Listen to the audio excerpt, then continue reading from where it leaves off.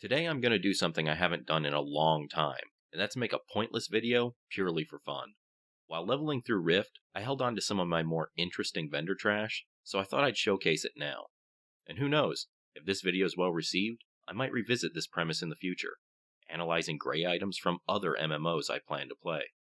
So first up, in no particular order, we've got rich guano, which is of course bat excrement. Coming in contact with feces is certainly no abnormal occurrence in MMOs. You'll stumble upon the occasional quest to collect animal droppings for field research, or you'll be asked to dig through poop to retrieve hidden items.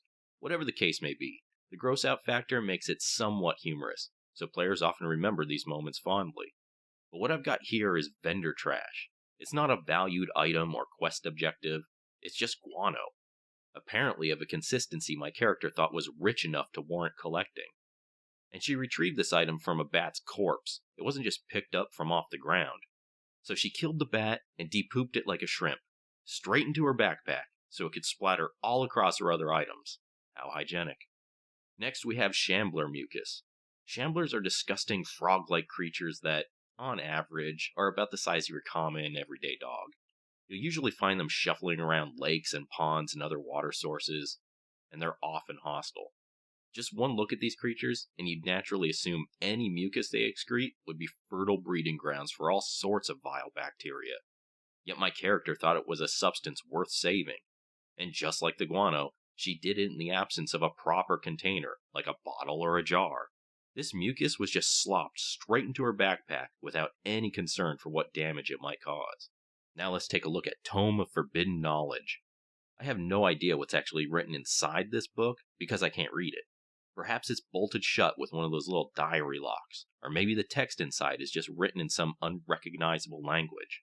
Whatever the case, its contents will forever be a mystery to me.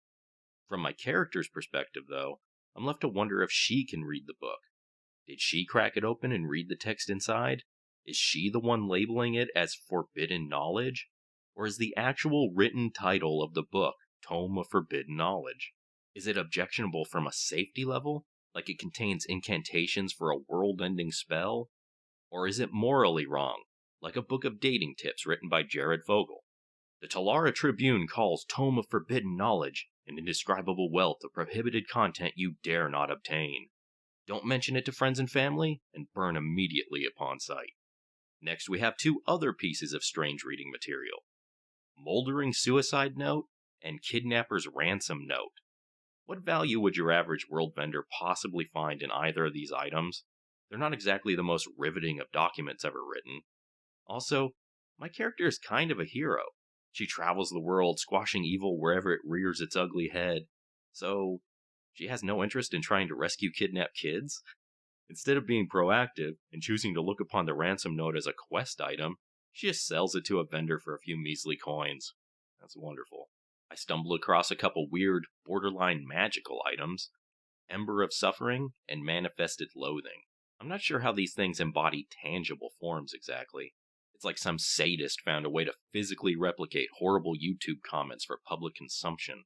In a deep dark cave full of giant spiders, my character gathered together an entire stack of silk-entwined cadavers.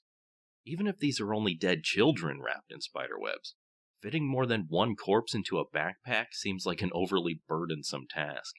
And again, I have to question why any world vendor would be so inclined to buy these. I guess they could possibly sell well, maybe as portable lunchboxes for hungry vampires on the go. Counterfeit coins are definitely something we want to keep in circulation. I'm sure my character sold them to a vendor with only the best of intentions in mind. It's play money, for educational purposes.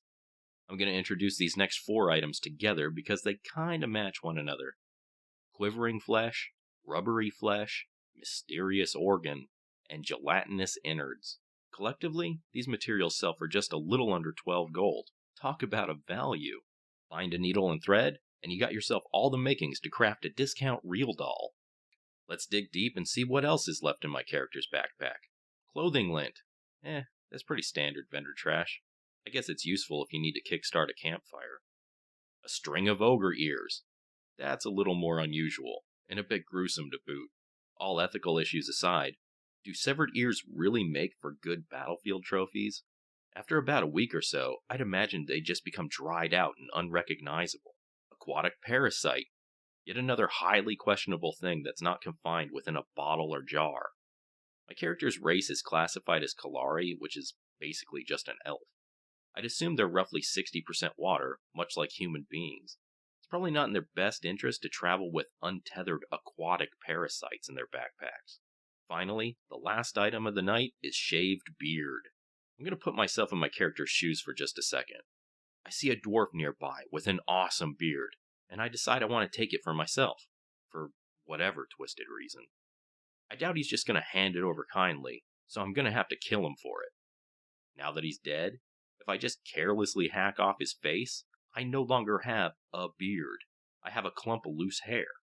So if I want the whole beard to remain intact, I also need to cleave all the skin off his jaw, the foundation, as it were, in which the follicles grow. Yet, if the dwarf's beard hair is still firmly planted within the skin, it can't exactly be called a shaven beard, now can it? I think I might have discovered some sort of groomer's paradox. Vendor trash is such a major staple of MMOs, yet no one really talks about it. I'd love to know how it's developed from studio to studio. Is it a job usually tasked to a single employee, some poor sap who gets shoved into a deep dark basement and then's practically forgotten about? Or do studios open up a company-wide suggestion box where everyone's encouraged to contribute their ideas?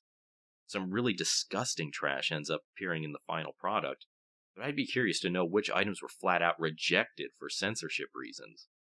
Anyway, that's all I've got for today. Thanks for watching, and I'll see you next time. Later.